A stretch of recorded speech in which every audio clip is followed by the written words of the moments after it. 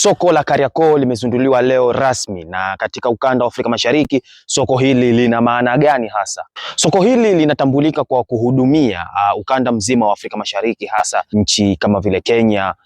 Uganda, Rwanda, Burundi, hasa pia maeneo ya Kongo na watu wa kusini, Msumbiji, Malawi na Zimbabwe pia, kwa sababu ya ukubwa na huduma ambazo zinazopatikana katika eneo hilo, lakini pia kwa sababu ya bandari ya Dar es Salaam ambayo inachukua mizigo kutoka nje na kuingizia moja kwa moja Dar es Salaam na kuwa ni habu ya